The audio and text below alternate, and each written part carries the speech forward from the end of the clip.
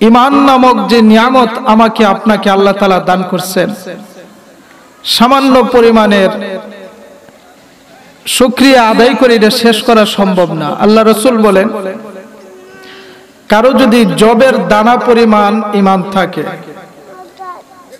কারো যদি জবের দানা পরিমাণ কল্যাণ থাকে অর্থাৎ ঈমান থাকে, সেই ব্যক্তিটা নামাজ রোজা ওইগুলো আদায় না করার কারণে শাস্তি ভোগ করার পর একদিন না একদিন ওই ব্যক্তিটা জান্নাতে যাবে। তাহলে ঈমানের গুরুত্বটা কতটুকু? ঈমানের গুরুত্বটা অনেক বড়। ঈমান আল্লাহ তাআলা আমাকে আপনাকে দান করছেন। আল্লাহ তাআলা বলেন, মানুষ তোমরা মনে করো না ঈমান আনার পর আমি আল্লাহ তোমাদের কাছ থেকে পরীক্ষা নেব না। পরীক্ষা নেব ঈমানের। আল্লাহ তাআলা যে পরীক্ষা নেবেন ওই জিনিসটা আমাদেরকে আগে জানাই দিয়েছেন। কত বড় মেহেরবান আল্লাহ, কত বড় দয়ালু, যে পরীক্ষা নেবেন ওই জিনিসটা আমাকে আপনাকে আগেই সতর্ক করে দিয়েছেন, জানাই দিয়েছেন, যাতে করে আমরা পরীক্ষার প্রস্তুতি নিতে পারি। যারা স্কুল কলেজে পড়েন বা মাদ্রাসায় পড়েন আপনারা ভালো করে জানবেন যে প্রস্তুতিবিহীন যদি একটা মেধাবী ভালো ছাত্রকে পরীক্ষার সম্মুখীন করা হয়, প্রস্তুতি না নেওয়ার কারণে ভালো ছাত্র হওয়ার কারণেও সে রেজাল্ট খারাপ আসতে পারে। কেননা সে পরীক্ষার প্রস্তুতি নাই, এমনকি সে ফেলও হতে পারে। আল্লাহ তাআলা বলেন, ওয়ালানাবলুওয়ান্নাকুম বিশাইইম মিনাল খাউফ। এ মুসলমান ইমানদার ভাইরে আমার, আল্লাহ রাব্বুল আলামিন পৃথিবীর মানুষদেরকে জানায়া দিলেন, পৃথিবীর মানুষ আমি আল্লাহ তোমাদের কাছ থেকে পরীক্ষা নেব। ওয়ালানাবলুওয়ান্নাকুম, অবশ্যই অবশ্যই আমি আল্লাহ ঈমানদারের ঈমানের পরীক্ষা নেব। মহান রব্বুল আলামিন ওইখানের মধ্যে দুইটা তাকিদ ব্যবহার করেছেন।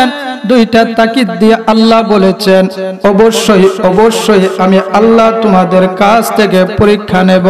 আল্লাহ যদি বলতেন পরীক্ষা নেব, ওই কথা থেকে অবশ্যই পরীক্ষা নেব কথাটার গুরুত্ব বেশি বেশি না?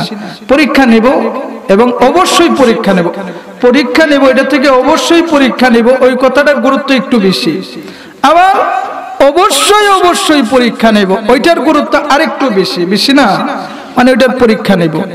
ওয়ালানাবলুওয়ান্নাকুম বিশাইইম মিনাল খাউফ। মহান রব্বুল আলামিন বলেন, এ পৃথিবীর মানুষ আমি আল্লাহ তোমাদের কাছ থেকে অবশ্যই অবশ্যই পরীক্ষা নেব। কিসের পরীক্ষা নেব? বিশাইইম মিনাল খাউফ, কিছুটা ভয়ের মাধ্যমে আমি আল্লাহ মুমিনের ঈমানের পরীক্ষা নেব। সুবহানাল্লাহ। কিছুটা ভয়ের মাধ্যমে মুমিনের ঈমানের পরীক্ষা নেব। ভয়, দেখবেন ঈমান যখন আপনি আনলেন, ঈমানের দাবি অনুযায়ী যদি আপনি চলেন, আপনার অবশ্যই ভয়ের সম্মুখীন হতে হবে। এমন এমন ভয় আপনার লাগবে, এমন এমন শত্রু আপনার জন্মাইবে যা আপনি জীবনে কল্পনাও করেন না। যখন ঈমানের দাবি নিয়ে আপনি চলবেন, তখন আপনার নানান রকমের ভয়ের সম্মুখীন হতে হয়। ওয়ালানাবলুওয়ান্নাকুম বিশাইইম মিনাল খাউফ, আমি আল্লাহ কিছুটা ভয়ের মাধ্যমে মুমিনের ঈমানের পরীক্ষা নেব। ওয়াল জু', ক্ষুধা অভাব দারিদ্রতার মাধ্যমে মুমিনের ঈমানের পরীক্ষা নিব। ওয়ানাকুসিম মিনাল আমওয়াল, মালের লস, মালের ক্ষতির মাধ্যমে, সম্পদের ক্ষতির মাধ্যমে মুমিনের ঈমানের পরীক্ষা নিব। ওয়াল আনফুস, জানের ক্ষতির মাধ্যমে, জানের ক্ষতির মাধ্যমে আমি আল্লাহ মুমিনের ঈমানের পরীক্ষা নিব। ওয়াস সামারাত, ফল ফসলাদির বিনষ্টের মাধ্যমে, ক্ষতির মাধ্যমে আমি আল্লাহ মুমিনের ঈমানের পরীক্ষা নেব। কয়টা বিষয়? আওয়াজ দিয়ে বলুন, কয়টা বিষয়? 5টা বিষয়ের পরীক্ষা আমি আল্লাহ মুমিনের কাছ থেকে নেব। বিষয়গুলো আপনি আল্লাহ পাক আমাদেরকে জানায় দিলেন। পরীক্ষা নিব ওইটাও জানাইলেন। কোন কোন বিষয়ের পরীক্ষা নিব ওই বিষয়টাও আল্লাহ তাআলা জানাই দিলেন, যাতে করে আমরা ওই বিষয়গুলির উপরে প্রস্তুতি নিতে পারি। এক নম্বর আল্লাহ বলেন বিশাইইম মিনাল খাউফ, আমি আল্লাহ মুমিনের কাছ থেকে ভয়ের মাধ্যমে ঈমানের পরীক্ষা নেব। ঈমান আনার পর আমি আল্লাহ দেখব বান্দাটা ঈমানের উপরে অটল থাকে কিনা, নাকি জালিমের ভয়ের কারণে ঈমান থেকে সে সরে যায়। আমি আল্লাহ ভয় ভীতি দেখাইয়া, জালিমের ভয় দেখাইয়া মুমিনের ঈমানের পরীক্ষা নেব। মুমিনের ঈমানের পরীক্ষা নেওয়ার জন্য আল্লাহ তাআলা ভয়ের সম্মুখীন করাইবেন। ভয় পাইয়া জালিমের ভয়ের কারণে ঈমান ছাড়া যাবে না। জালিমের ভয়ের কারণে হক কথা বলা বন্ধ করে দেওয়া যাবে? হ্যাঁ, তাহলে কি পরীক্ষার আমরা উত্তীর্ণ হতে পারবো? হতে পারবো না। জালিম যতই শক্ত হোক না কেন, হক কথা বলতেই হবে। সাহাবায়ে কেরামের অপরূপ হাজারো ঘটনা আছে, জালিমের সামনে কখনো তারা ঈমান ছাড়ে নাই। হযরত জালালউদ্দিন সৈয়দী রহমতুল্লাহি আলাইহি, এই জালালাইনের সরার লেখক, উনি একটা ঘটনা লিখছেন। তিন ইমানদার ব্যক্তি, তিনজন বন্ধু মিলা ইসলামের দাওয়াতের জন্য বাহির হইছে। দেখেন, তারা ভয়ের সম্মুখীন হলেও ঈমান ছাড়ে না। তিনজন বন্ধু ইসলামের দাওয়াত দেওয়ার জন্য বাড়ি থেকে বাহির হয়ে গেলেন। হঠাৎ করে এমন এক জায়গায় গিয়ে পৌঁছলেন যে জায়গার মধ্যে জালিম বাদশাহ, ওই জালিম বাদশাহ ওই জায়গাটারে উনি নিয়ন্ত্রণ করে, শাসন করে। তিনজন বন্ধুকে জালিম বাদশাহ আটক করে ফেললেন। আটক করার পর তাদেরকে কাঠগড়ায় দাঁড় করাইলেন। তোমরা কি মুসলমান? হ্যাঁ, আমরা মুসলমান। কোন সাহসে তোমরা আমার রাজ্যের মধ্যে প্রবেশ করলে? ঈমানদার মুসলমান ভাইরা আমার, তিনজন বন্ধু বলেন, ও বাদশা, ইসলামের দাওয়াত দেওয়ার জন্য, ইসলামের দাওয়াত দেওয়ার জন্য আমরা আপনার রাজ্যের মধ্যে প্রবেশ করেছি। জালিম বাদশা ডাক দিয়ে বলে, ঈমানদার মুসলমান, এই মুহূর্তে তোমরা ঈমান থেকে সরে আসো, ইসলাম ছেড়ে দাও, না হলে তোমাদের পরিণতি ভালো হবে না। তাদেরকে ভয় দেখাইতেছে, ইসলাম ছেড়ে দাও, যদি ইসলাম না ছাড়ো তাহলে তোমাদের অবস্থা ভালো হবে না, পরিণতি বেশি একটা ভালো হবে না। তারা মানে না। প্রয়োজনে আমরা জীবন দিব, ঈমান ছাড়বো না। কথা বলেন না কেন? প্রয়োজনে জীবন দিব, ঈমান ছাড়বো না। তখন বাদশা অর্ডার দিলেন যে কড়াইয়ের মধ্যে তেল গরম করো। টকবক করে তেল গরম করলেন। তিনজন বন্ধুকে তেলের কাছে নিলেন, চুলার কাছে নিয়ে হাত পা বাঁধলেন। বাইদা বলেন, দেখো কড়াইতে তেলে যাইবা না ঈমান ছাড়বা? তিনজন বন্ধু বাদশাকে ডাক দিয়ে বলেন, ও জালিম সরকার, তোমার কাছে মনে হয় কড়াইয়ের মধ্যে তেল গরম করো, কিন্তু আমরা দেখি কড়াইয়ের মধ্যে জান্নাতের দরজা দেখা যায়। তুমি আমাদেরকে কড়াই ছাড়তে দিলে হবে, আমাদের মন বলে জান্নাতে যেতে দিলে হবে না। বাদশাহ এবার রাগান্বিত হয়ে গেলেন। একজনকে তেলের মধ্যে ছেড়ে দিলেন। তেলের মধ্যে ছাড়ার সাথে সাথে ফুটন্ত তেল, হাড্ডি থেকে মাংসগুলো আলাদা হয়ে গেল, সে শহীদ হয়ে গেল। একজনের সামনে আরেকজন মুসলমানকে হত্যা করতেছে। নিজের শরীরের অবস্থাটা, মনের অবস্থাটা কিরকম হয়ে যায়? আপনার সামনে যদি আরেকজনকে জীবিত হত্যা করে তেলের মধ্যে ছেড়ে দিই, তখন ওই দৃশ্যটা কিরকম হবে? খুব কঠিন না? অনেক কঠিন অবস্থা। বাদশা এবার দুইজনকে ডাক দিয়ে বলে, তেলে যাইবা না ঈমান ছেড়ে দিবা? দুইজন একই জবাব, বাদশা সাহেব মেরে ফেলুন, শহীদ হয়ে যাবে, তারপরেও ঈমান ছাড়ব না। আরেকজনকে তেলে ছেড়ে দিল, সাথে সাথে বুনা হয়ে গেল, উনিও শহীদ হয়ে আল্লাহর জান্নাতে চলে গেল। এইবার আরেকজন বাকি বাদশা সাহেব এইবার ওই ব্যক্তিটাকে তেলে ছাড়ার জন্য চুলার কাছে যখন নিয়ে যায়, আরেকজন অগ্নি পূজক দৌড়াইয়া আইসা বলে, ও বাদশা সাহেব, আমাদের সম্রাট, তাদেরকে যদি আপনি শহীদ করে ফেলুন গো, তারা ইসলামের জন্য কবুল হয়ে যাবে, মরতে দেরি হবে, আল্লাহর জান্নাতে যেতে দেরি হবে না। তাহলে কি করব? মারবো না? কোনা ওদেরকে মাইরেন না। কি করব? গুনাহ করান, পাপ করান। যখন ইমানদার পাপ করে তখন তার ইমান দুর্বল হয়ে যায়। তাকে পাপ করাও, তাহলে দেখবে এমনি এমনি ইমান ছেড়ে দিবে। পাপ করাইলে ইমান দুর্বল হয় না, ওটা হলো তাদের একটা কৌশল। এখন দেখবেন ইহুদি খ্রিস্টানরা কত কৌশল মুসলমানদের সমাজের মধ্যে ঢুকাইয়া দিচ্ছে, কত কৌশল ঢুকাইছে। মুসলমান সন্তানেরা আজকে ইহুদি খ্রিস্টানদের চাইলে পইরা তারা ইমানদারি, নামাজ, রোজা, হজ, যাকাত, হালাল হারাম কোনো কিছু বাদ বিচার নাই, তাদের মতেই চলতেছে, আর ইমান একদম দুর্বল হইতেছে। অগ্নি পূজক উনি বলেন তাদেরকে পাপ করাও, গুনাহ করাও। তাহলে কে করাবে গুনাহ? আমাকে দায়িত্ব দেন। আমি যদি গুনাহ করে আমার লাভ কি হবে?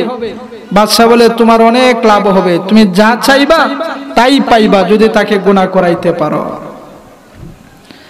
অগ্নি পূজক এইবার তার দায়িত্ব নিয়ে নিলেন, তাকে গুনাহ করাইবে। বাদশাকে ডাক দিয়ে বলেন, আপনি চিন্তা করবেন না, আমাকে 40 দিনের সময় দেন। 40 দিনের ভিতরে ওই ইমানদারকে আমি বেঈমান বানাইয়া ছাড়বো। নাউজুবিল্লাহ। বাদশা সাহেব তাকে 40 দিনের সময় দিয়ে দিলেন। ডাক দিয়ে বলে, বাদশা সাহেব, আমাকে সুন্দর একটা কামরার ব্যবস্থা করে দিতে হবে, সুন্দর একটা বিল্ডিং এর ব্যবস্থা করে দিতে হবে। বাদশা সাহেব তাকে একটা বিল্ডিং এর ব্যবস্থা করে দিলেন। অগ্নি পূজনক তার ঘরের ভিতরে সুন্দর রূপসী একটা মাইয়া ছিল, একটা মেয়ে ছিল। মেয়েটারে ডাক দিয়ে বলে, রে আমার আদরের মেয়ে, বাদশা সাহেবের কাছ থেকে দারুণ একটা অফার পাইলাম, ওই লোকটারে যদি তুমি গুনার কাজের মধ্যে লিপ্ত করাইতে পারো, বাদশা সাহেব তোমাকে যা চাইবে তাই পুরস্কার দিয়ে দেবে। মেয়েটা বলেন, বাবা আমি রাজি আছি। নাউজুবিল্লাহ। যে অগ্নি পূজক গিয়ে তার মাইয়াকে বলতেছে, মেয়েটারে, মেয়ে রে, যদি ওই যে ইমানদার লোকটা দেখা যায়, ওই লোকটারে যদি কোনো মতে গুনার মধ্যে লিপ্ত করতে পারো, বাদশা সাহেব বলেছেন যা চাইবা তাই পুরস্কার দিব।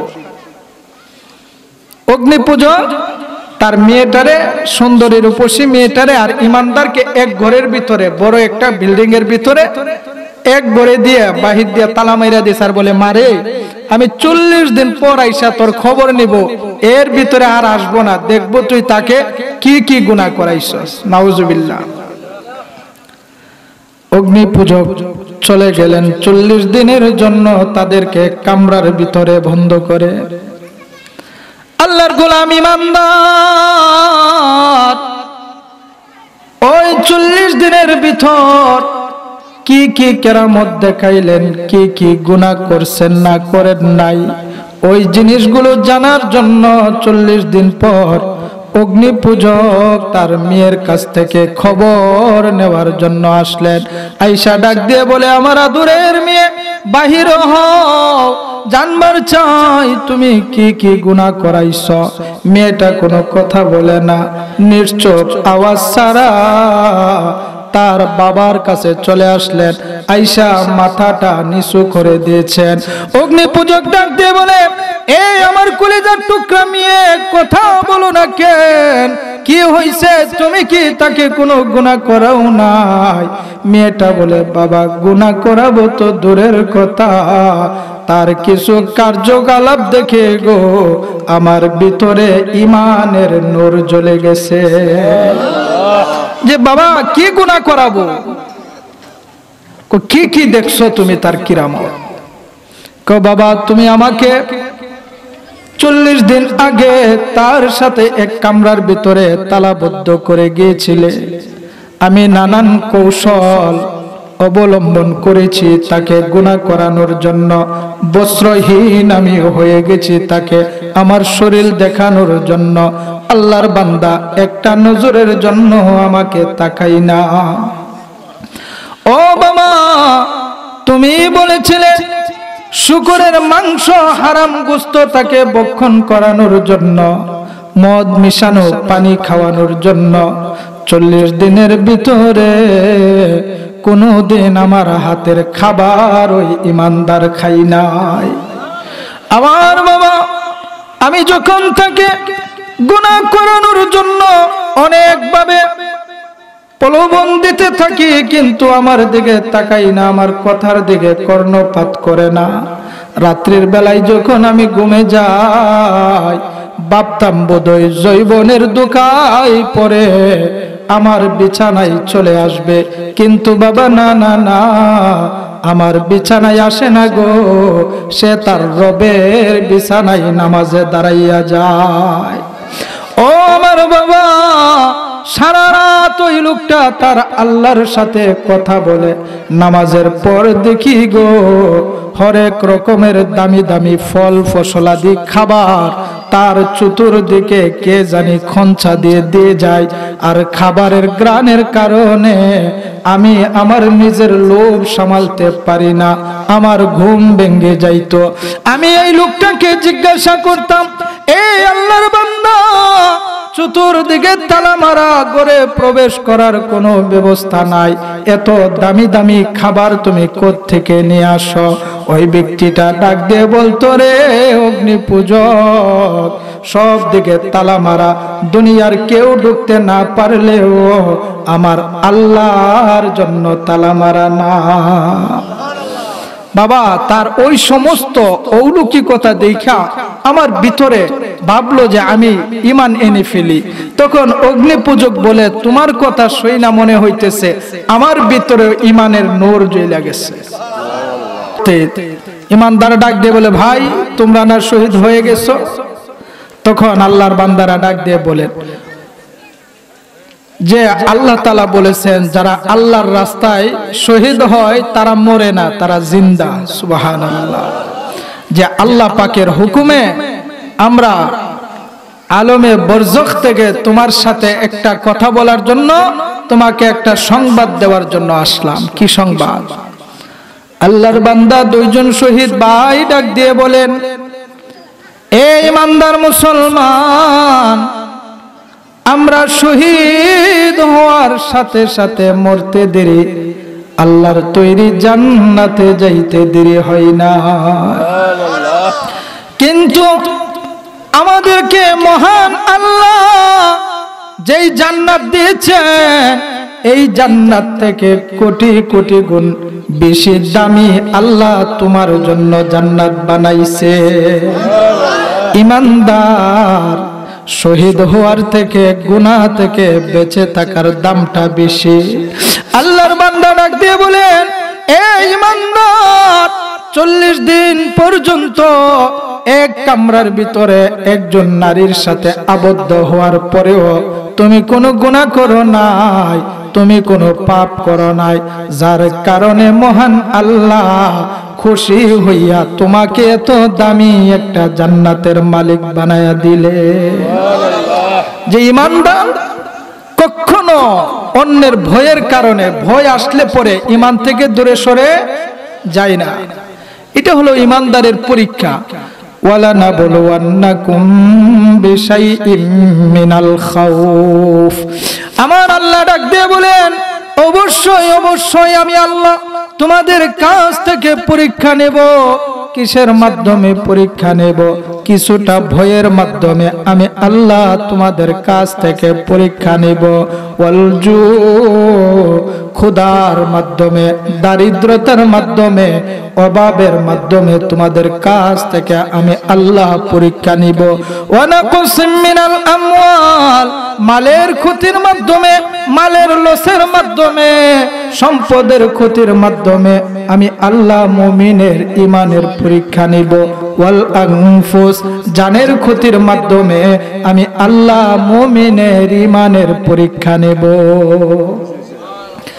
দেখবেন অনেক সময় অনেক অসুখ, অনেক রোগ বালা মুসিবত ওইগুলো ইমানদারের ঘরে লাগেই থাকে। নিজে অসুস্থ, বাপ অসুস্থ, অথবা তার বাবা মারা গেছে, কিছুদিন পর তার মা মারা যায়, তার ছেলে মারা যায়, সন্তান মারা যায়। এটা একটা পরীক্ষা, ইমানদারকে আল্লাহ তাআলা পরীক্ষা করেন। এই পরীক্ষা আসলে পরে আমাদের কি দুর্বল হয়ে যাবে? ইমানের উপরে সবল থাকতে হবে। হযরত জাবের রাদিয়াল্লাহু তাআলা আনহু, ওনার নাম শুনেন নাই? একজন সাহাবী। উনি ভাবলেন যে আল্লাহর পয়গম্বরকে আমার বাড়িতে মেহমানদারি করাবো। সুবহানাল্লাহ। যে আল্লাহর রাসূলকে আমার বাড়িতে মেহমানদারি করাবো। আল্লাহর রাসূলকে দাওয়াত দিয়ে আসলেন, পয়গম্বর আগামীকাল দুপুরবেলায় আপনি আমার বাড়িতে খাবেন, আপনার দাওয়াত। আল্লাহর রাসূল কবুল করলেন। পরের দিন বিবির সাথে পরামর্শ করতেছেন, বিবি রে, আল্লাহর রাসূলকে তো দাওয়াত দিয়ে আসলাম, এখন রাসূলের মেহমানদারি কি দিয়ে করাবো? বিবি ডাক দিয়ে বলে যে আমার যে ছেলে, ছোট ছেলে, তার দুইটা সন্তান ছিল। ছোট ছেলের নাম আব্দুল্লাহ, খুব ছোট, ধরেন 4 বছর। বড় ছেলেটার বয়স হলো 6 থেকে 7 বছর, এরকম দুটি সন্তান। ছোট ছেলেটা একটা বকরি খুবই আদর করত। আমাদের ছেলের ওই বকরিটা রাসূলকে বোনা করে খাওয়াই দিবে।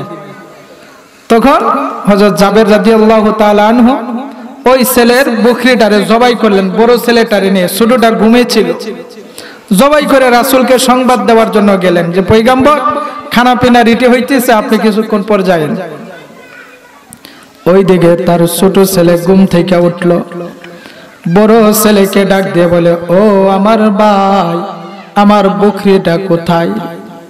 বড় ভাই ডাক দিয়ে বলে, আল্লাহর পয়গম্বরকে মেহমানদারি করানোর জন্য তোর বকরিটা আমাদের পিতা জবাই করে দিয়েছে।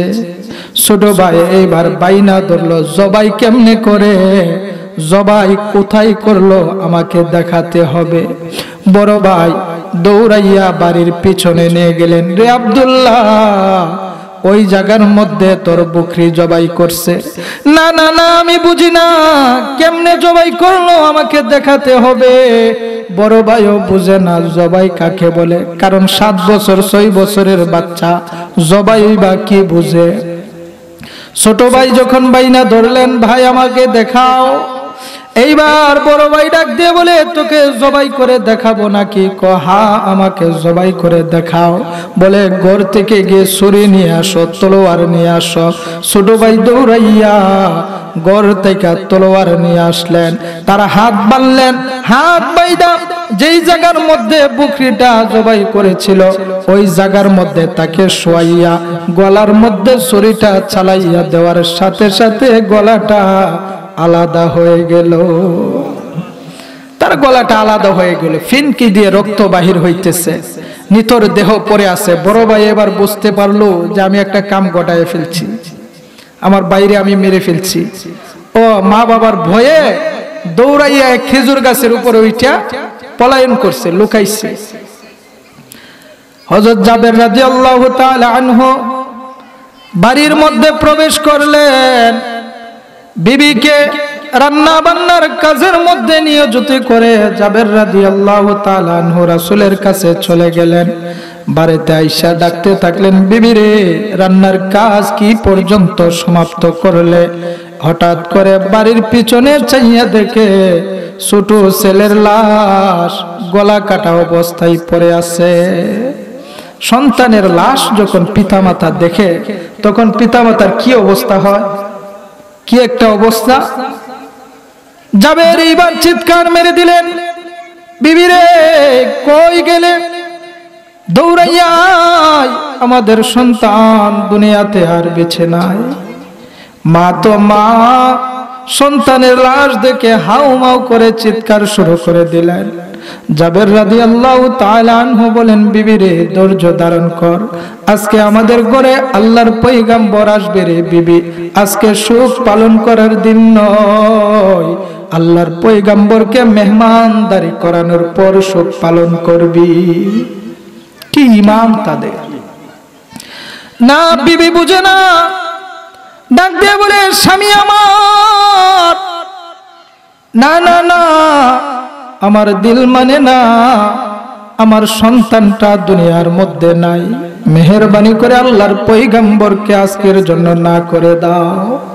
জাবের রাদিয়াল্লাহু তাআলা আনহু বলে, রে বিবি, আল্লাহর শপথ করে বলি গো, আমার ছেলে মেয়ে কেন গো, তাম দুনিয়া থেকে আমি আমার রাসূলকে বেশি ভালোবাসি। এইবার জাবের রাদিয়াল্লাহু তাআলা আনহু একটি কম্বল দিয়ে মুড়াইয়া ছোট ছেলের লাশটারে ঘরের এক কোণার মধ্যে থুয়ে রাখলেন। থুইয়া বড় ছেলেকে খোঁজার জন্য বাহির হইলেন। ডাকতে লাগলেন, সন্তান কই? বাবার আওয়াজ পাওয়ার পর সন্তান এইবার গাছের মধ্যে মনে আসেনি, খেজুর গাছের মধ্যে কাঁপতে লাগলেন, বাবা আজকে আমাকে আস্ত রাখবে না। ওই ভয়ে বাবার থেকে পলায়ন করার জন্য গাছ থেকে একটা লাফ দিল। ওই ছেলেটা পাথরের মধ্যে মাথা লেগে মাথাটা দ্বিখণ্ডিত হয়ে বড় ছেলেটাও মারা গেল। কি অবস্থা! দুটি সন্তান মারা গেল। করুণ একটা দৃশ্য। হযরত জাবের রাদিয়াল্লাহু তাআলা আনহু এইবার নিজেরে কেমনে সামলাইবো, কান্নাকাটি করতেছেন। তার বিবি আয়েশা তো বেহুশ, থাপড়াইয়া কাঁদতেছে, কি অবস্থা আমাদের। তখন বুঝাইলেন, বিবি রে, নিশ্চয়ই আল্লাহর কোনো হিকমত আছে, না হয় আজকে আমাদের ঘরে আল্লাহর রাসূল মেহমান হয়ে আসবে, আজকেই বা কেন আমার সন্তানের সাথে এই ঘটনা ঘটবে, তুই ধৈর্য ধারণ কর। বিবি ধৈর্য ধারণ করতে পারে না, কেমনে পারার কথাও তো না, দুই সন্তান মারা গেছে। তখন বিবি ধৈর্য ধারণ করলেন, আনমনা ভাব। যতই ধৈর্য ধারণ করুক না কেন, কিন্তু চোখে মুখে ঠিক ওই টেনশনের চাপ ফুটে ওঠে, ঠিক না? যদি বাড়িতে কেউ মারা যায়, আপনি যতই আনন্দ করতেছেন, আপনার বাবা মারা গেলে আপনার চেহারার মধ্যে ঠিক ওই টেনশনের চাপ বোঝা যাবে। আল্লাহর পয়গম্বর হঠাৎ করে জাবেরের বাড়ির সামনে উপস্থিত। আল্লাহর রাসূল তার উট থেকে নামলেন। নামার পর লক্ষ্য করে দেখেন হযরতে জিবরাইল আলাইহিস সালাতু ওয়াস সালাম উপস্থিত। আল্লাহর পয়গম্বরকে সালাম জানাইলেন আর বলে, নবী গো, মহান আল্লাহ বলেছেন জাবেরের দুই সন্তানকে নিয়ে আপনি খানা খাওয়ার জন্য। ইয়া রাসূলুল্লাহ, আপনি তো জাবেরের বাড়িতে আসলেন দাওয়াত খাওয়ার জন্য, মহান আল্লাহ নিজে বলেছেন জাবেরের দুটি সন্তান আছে, দুটি সন্তানকে নিয়ে আপনি খানা খাবেন। সুবহানাল্লাহ। আল্লাহর পয়গম্বর ঘরের ভিতরে প্রবেশ করলেন। জাবের রাদিয়াল্লাহু তাআলা আনহু দস্তরখান বিছাইয়া দিলেন, খাবার রেডি করলেন। নবীজি ডাক দিয়ে বলে, জাবের, তোমার সন্তান দুটি কই? সন্তানদেরকে নিয়ে আসো, তোমার সন্তানদেরকে নিয়ে আমি খানা খাবো। ওই কথা বলার পর সাথে সাথে জাবের রাদিয়াল্লাহু তাআলা আনহু নিজের আর সামলাইতে পারলেন না, চিৎকার মেরে হাউমাউ করে রাসূলকে জড়াইয়া ধরলেন। পয়গম্বর, এই ঘটনা আমার সাথে ঘটে গেল। আল্লাহর রাসূল সাল্লাল্লাহু আলাইহি ওয়াসাল্লাম বলেন, তোমার দুটি সন্তান কোথায়? আমাকে নিয়ে চলো তাদের কাছে, তাদের কাছে আমাকে নিয়ে চলো। তখন আল্লাহর রাসূল গেলেন। দুটি লাশ কম্বল দিয়ে মুড়ানো, বাড়ির পিছনে থোয়া। আল্লাহর পয়গম্বর তাদের নাম দুইটা ডাক দিলেন, তোমরা কোথায়? আব্দুল্লাহ, উঠো, আল্লাহর আদেশ, তোমাদেরকে নিয়ে আমি খানা খাবো। আল্লাহর কুদরত, নবীজির মুজিজা, সাথে সাথে দুটি সন্তান জীবিত হয়ে উঠে গেলেন। দেখেন তাদের কি ঈমান, জান চলে যায় তারপরে ঈমান থেকে একটুও পিছপা হয় না। প্যারে হাজরিন, আল্লাহ তাআলা আমাদেরকে পরীক্ষা করবেন, অবশ্যই পরীক্ষা করবেন। ওই পরীক্ষাগুলো আমাদেরকে উত্তীর্ণ হতে হবে। পরীক্ষা আসলে পরেই আমরা মন ঘাবড়ানো যাবে না যে আল্লাহ শুধু আমার কাছ থেকে পরীক্ষা নেই, এরকম করা যাবে না। এরকম করা যাবে? ওয়ালানাবলুওয়ান্নাকুম বিশাইইম মিনাল খাউফ। মহান আল্লাহ তাআলা ডাক দিয়ে বলেন, এ পৃথিবীর মানুষ, অবশ্যই অবশ্যই আমি আল্লাহ তোমাদের কাছ থেকে পরীক্ষা নেব। বিশাইইম মিনাল খাউফ, কিছুটা ভয়ের মাধ্যমে আমি আল্লাহ তোমাদের কাছ থেকে পরীক্ষা নেব। ওয়াল জু, ক্ষুধা, অভাব, দারিদ্রতার মাধ্যমে আমি আল্লাহ তোমাদের কাছ থেকে পরীক্ষা নেব। ওয়া নাকসিম মিনাল আমওয়াল, মালের লস, সম্পদের ক্ষতির মাধ্যমে আমি আল্লাহ তোমাদের কাছ থেকে পরীক্ষা নেব। ওয়াল আনফুস, জানের ক্ষতির মাধ্যমে আমি আল্লাহ তোমাদের কাছ থেকে পরীক্ষা নেব। আস-সামারাত, ফল ফসলাদি বিনষ্টের মাধ্যমে আমি আল্লাহ তোমাদের কাছ থেকে পরীক্ষা নিব। এ ইমানদার মুসলমান, আল্লাহ পাক আমাদের কাছ থেকে যতই পরীক্ষা নেক, আমরা সব সময় ধৈর্য ধারণ করব। মহান আল্লাহ তাআলা আমাদেরকে যে কথাগুলো বললাম আমল করার তৌফিক দান করুন।